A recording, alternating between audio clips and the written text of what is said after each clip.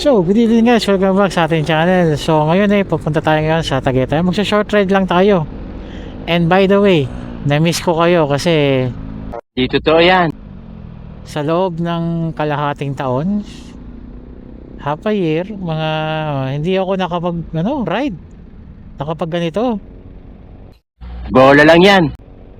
So, na-miss ko kung ano ba yung feeling ng pagmo-motovlogging ulit kasi ngayon mga nakararang buwan kasi masyado tayong busy sa work.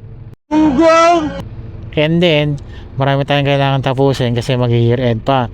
So wala talaga akong time para mag-ride at pumunta. Ngayon nagkaroon ako ng bakanting oras at syempre kailangan ko rin mag-content.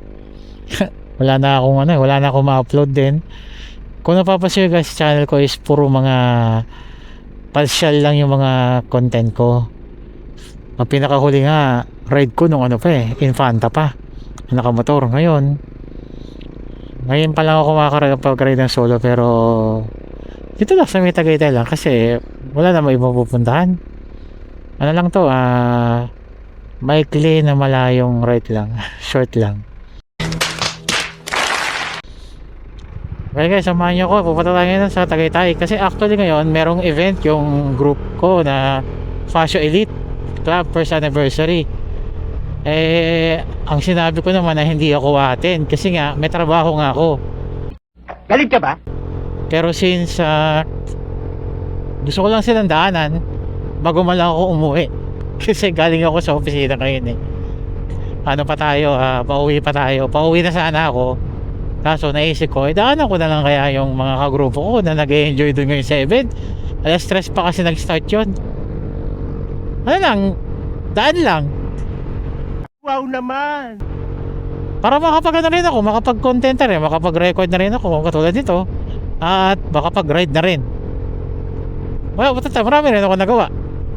So samahan nyo ko, punta tayo ngayon sa Tagaytay. Usually, hindi na ako dumaan doon sa mga komplikadong daan. Kasi total gabi naman, hindi naman siya masyadong matraffic. So sa usual way tayo dadaan ngayon na sa Santa Rosa Tagaytay Road mula sa Nuvali paakyat sa Tagaytay, and then papunta sa Indang kasi alam ko Indang yun Indang yung yung pupuntahan, yung event nila nasa Indang. A few moments later. So by the way guys, ito nga pala si Mona, yung Fascio ko gamit ko, pero hindi ko pa pala na-post yung mga parang nagbago na sa kanya. Siguro gagawa na lang ako ng separate video para sa kanya. Then para kasi nga rin kung trip nyo rin ba yung ganitong style or may iba kayong kasi ang concept ni Mona ngayon is palengke concept. Kasi masyadong mahal kasi yung Indo so pang palengke concept lang tayo, pang Shopee build, Shopee/Lazada build. So ipopost ko na lang din doon kung ano yung mga nabili ko na sa kanya.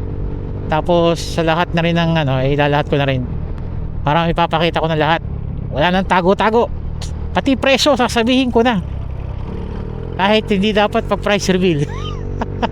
Pero magpa-price reveal na tayo. Siyempre para may idea na rin yung mga viewers na magkano ba ang aabutin ng ganitong setup. So kaya nandito tayo sa Silang Nakakad. So yun, wala naman traffic, galing tayo sa Santa Rosa agad, Nuvali. Doon tayo nag-start mag-video sa Nuvali. Pero actually galing na akong opisina. Pero since naisipan ko lang na dumaan ako sa kanila para naman mabisita ko yung mga grupo ko, dahil since August pa yung huli ko sila nakasama Wow naman. na nakapag-video ko ng ride namin. Yun yung papuntang Jariel's Peak sa Infanta, Quezon.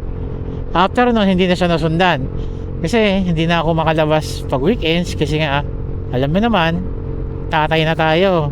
So kailangan ko magbantay ng anak at kailangan ko pa magpaalam sa asawa ko para payagan ako mag-ride. Tapos pag weekdays naman, hindi naman po pwede kasi ako may pasok. Hindi naman din ako makapag-leave kasi nga kailangan may sense din yung leave ko. Pag walang sense, pag nakatamaran lang, hindi pa pwede yun. Sayang kasi isang araw kahit pa paano. So ngayon guys, ang pakaramdam natin ngayon na hindi pa tayo masyadong kataas sa Tagaytay, pero malamig na yung feeling. Sobra na, iba na. Half pa lang to pero malamig na siya. Sumusuot na yung lamig doon sa sa jersey ko eh. Siguro pagdating siguro sa taas lalo na. 75 years later. Kaya usually gusto ko talagang bumiyahe ng gabi. Kasi nga una-una walang traffic.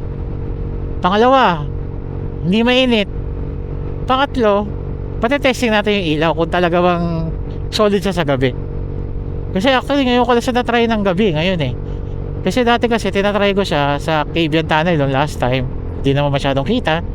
Tapos yung sa may nag-ride kami ng anak ko, kasama ko siya, pumunta kami ng Cavian Tunnel. Tapos yung nabutan na kami ng gabi, hindi pa ganito yung sineta po sa kanya. Parang masyado mababa yung tutok. Ito ngayon ko napapasin yung ilaw ko ngayon. Tinaasan ko yung kanyang pwesto para kita ko pa rin yung nasa dulo kahit na low light na. Naka low beam pala ako. Kasi kapag high beam to matindi. Talagang silaw talaga ang katapat. Tingnan nyo guys oh, di ba? Kita na kagad. Kaya nilo-low beam ko lang siya. Kasi pag naka high beam ako, grabe kitang kita. Lalo na kapag nasa bundok ka, kita mo na yung buong daan. Para ka naka headlight na 4 wheels. Actually mas malakas pa nga to sa headlight na 4 wheels eh. Di totoo yan. Ito palang ilaw ko is Stanley brand na projector lights. Nabili ko siya sa Silang Cavite sa Galera Motor Gears. Ilalagay ko na lang dito sa description kung saan ko siya nabili. Actually nabili ko to matagal na. I think last April ko pa siya nabili. Last year. Kung hindi ako nagkakamali, April ata ako siya nabili last year. Ewan ko lang kung available pa to. Kasi ang mga lumalabas na ngayon ng mga projector lights na is lahat po ay puro na AES. Wala na po kayo makikita Stanley na tulad na ganitong setup na na meron na siyang maliit na bilog. Tapos ang lakas ng buga ng ilaw niya. Actually yung parang park light niya is yun na yung mismong bilog na. Hindi siya angel eye. Parang crystal ball lang ang dating. Tapos may ilaw na siya. Kaya kita rin sa umaga. Tapos kapag sa gabi binuksan ko yung ilaw, dito lang ako, nagtatap lang ako dito sa play rings. Okay din ito guys. So tinap po yung play rings, nampatay yung ilaw. Pinatay ko ulit, napatugas ang ilaw.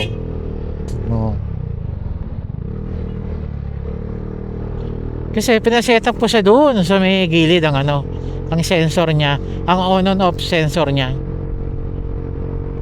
Kasi sabi ko sa akin, pag ganun ko na, kasi nga ang ganda nga naman. Ang cool niya, kasi hindi ko na kailangan mag-switch. Itatap ko lang ng daliri ko. Pwede ko nang buksan, patay bukas ng ilaw. 75 years later. Medyo naging torque yung motor natin ngayon. Kasi last time kasi nakaano pa ako nun eh. Ang setup ko nun, parang chicken pipe ang dating. Pero pinalitan ko siya ng GVT. Tapos nahihirapan ako sa setup sa kanya kasi from experience lang guys ang hirap po i-setup ng CVT ng Passion, sobra. Dahil din siguro sa timbang ko, minsan hindi proportion, minsan tumutukot lang ako ng 70, hindi na ako umaandar. Minsan nga 60, hindi na ako umaandar. Tapos pagdating sa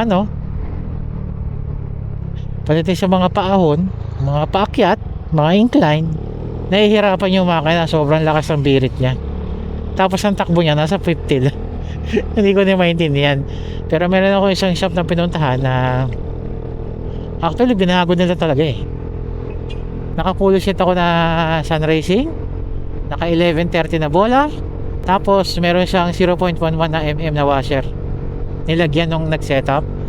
Tapos dun sa likod naman sa other half ng CVT, torque drive JVT. Di totoo yan. Pati yung housing niya, everything. Pati yung clutch assembly JVT lahat. Center spring JVT. Actually hindi pala.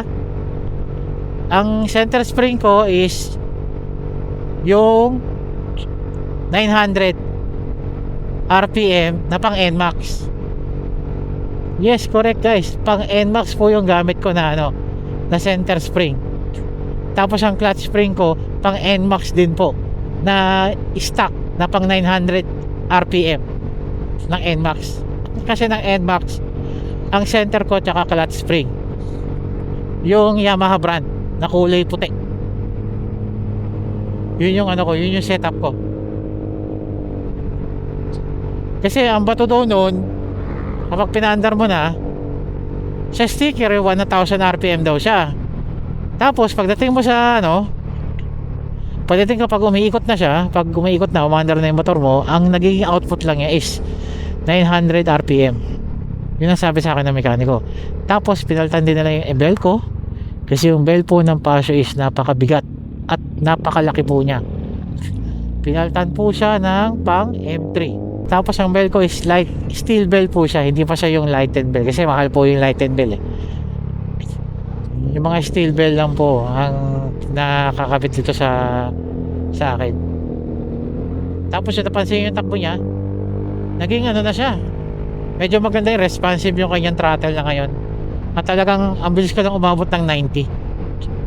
Kahit may angkas ako, umaabot pa rin ako ng 90. Pag solo ko, umabot ng 100. Mabilis lang siyang maabot.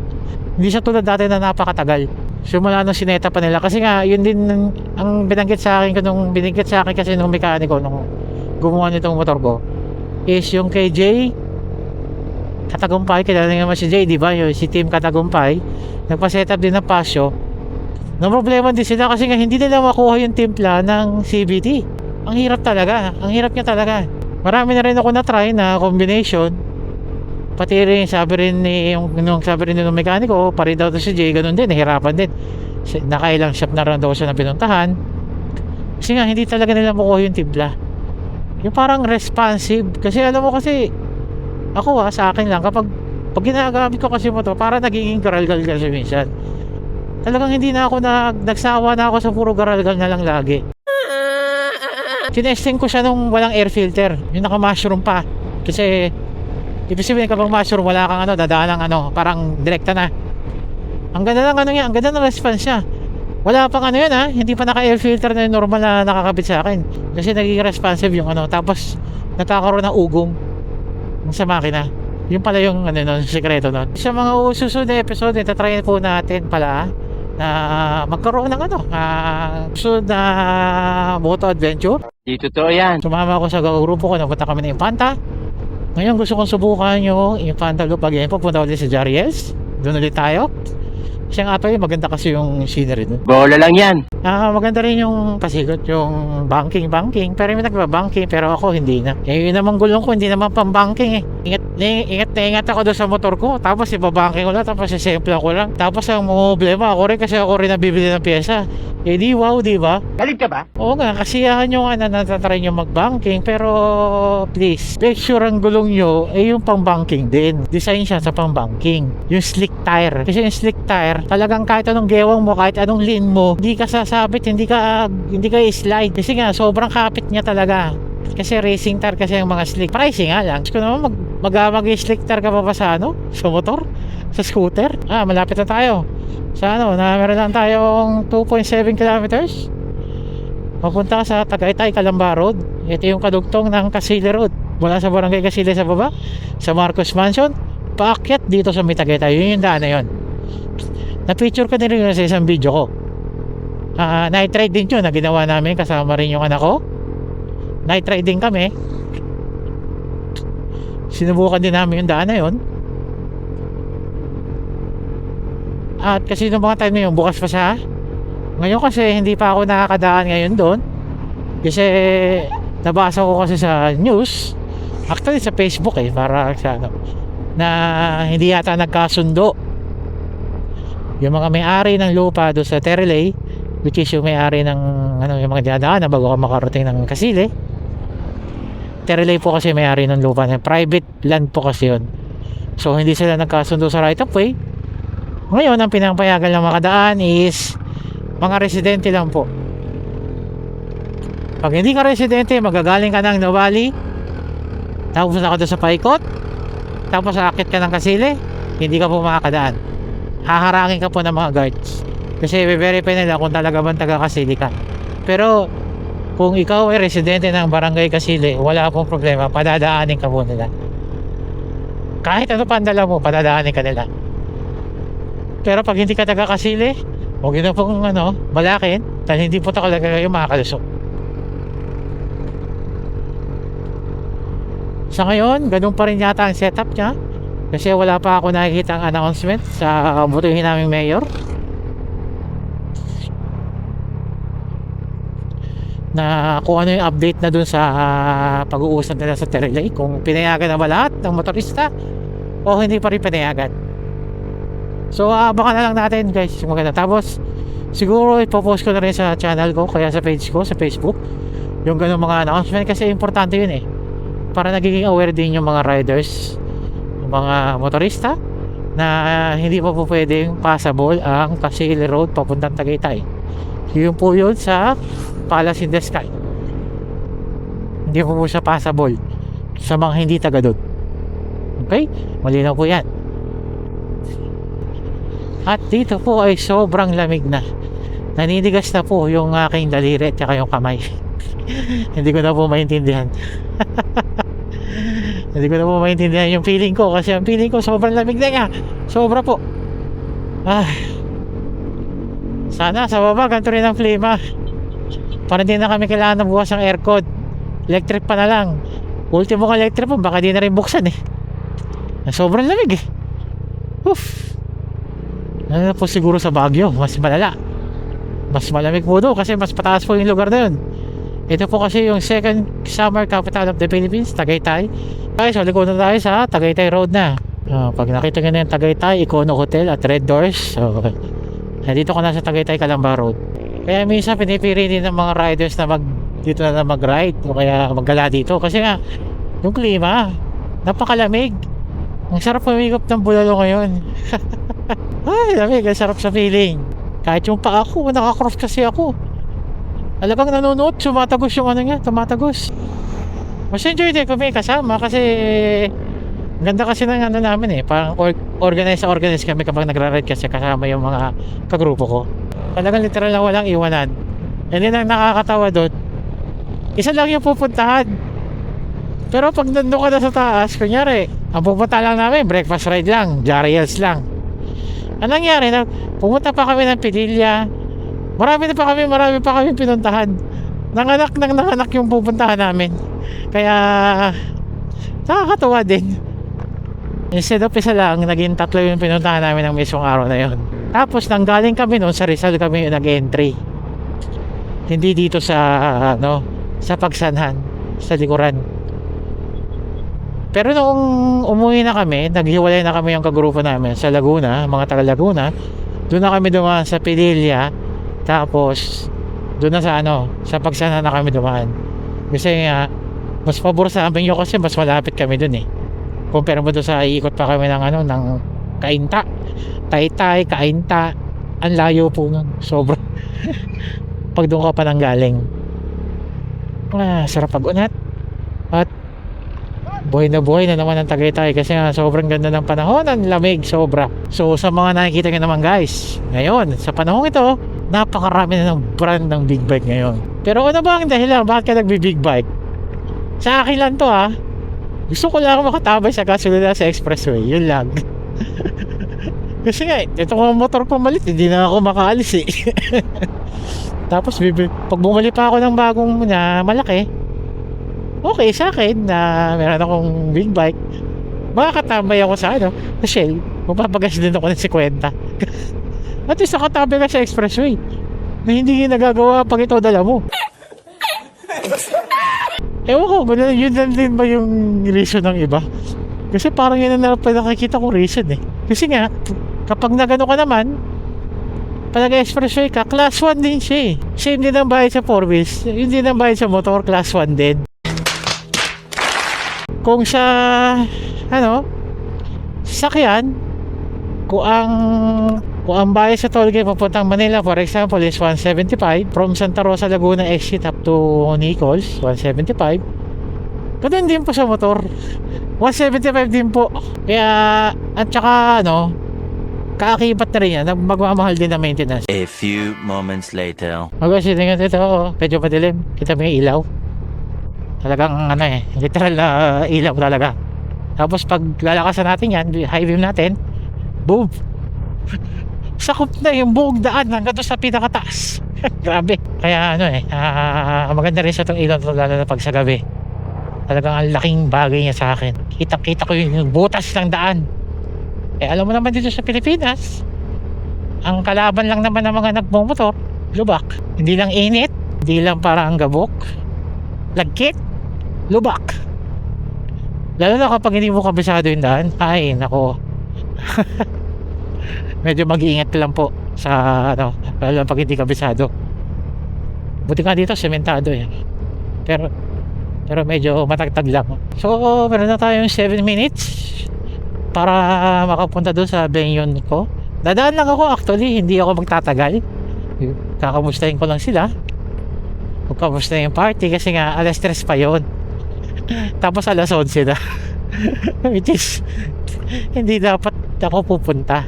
Ano lang, parang gusto ko lang dumaan. Galing kasi akong duty pero uuwi na rin ako.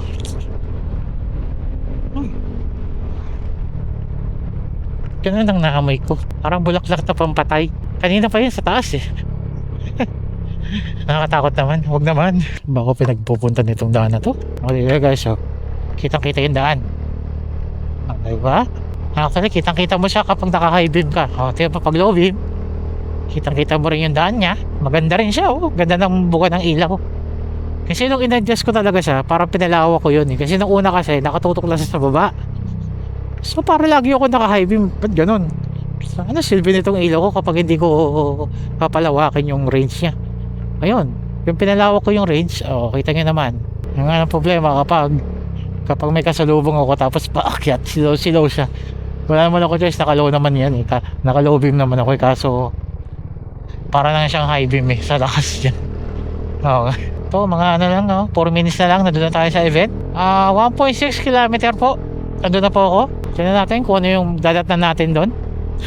Sana hindi pa sila lasing kasi ayoko rin uminom. May bisita lang, dadaan lang. Actually on the way naman talaga siya. Ay hindi pala.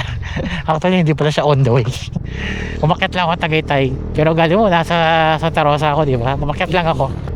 Dito pala yun. Ito na yun sa SBD Road to Oo nga, SBD Road niya. Okay na. Meron palang daan doon. Pero malamig pa rin talaga siya actually. So, meron na tayong 2 minutes. Nandun na tayo sa venue. So, yung pala pupunta natin yung venue nila is Golden Sky, Tagaytay. Buruin mo guys, umalis ako ng alas 10. Then, nasa Tagaytay na ako ng alas 11. So, di ba? Walang traffic. Parang nga, sarap bumiyahe pag ganito. Sana all, ganito lang lagi. Hindi yung pag umaga mula Santa Rosa pupunta dito. Grabe. Almost 2 oras. Pag naka 4 wheels ka, pero pag naka motor, mga isa't kalahati na mo kapag traffic. Kasi alam mo naman, pag naka motor, easy lang siya yung magsingit-singit. Napaka-easy. Walang kahirap-hirap. 70 meters na lang, malapit na tayo lumiko sa kanan. Turn right daw, sabi ng mapa natin. Turn right daw. Kasi turn right. Dito? Ay, dito nga. Yeah! Talagang nakamotor lang talaga ang pwedeng kumasok talaga. Aray ko. Ito nga.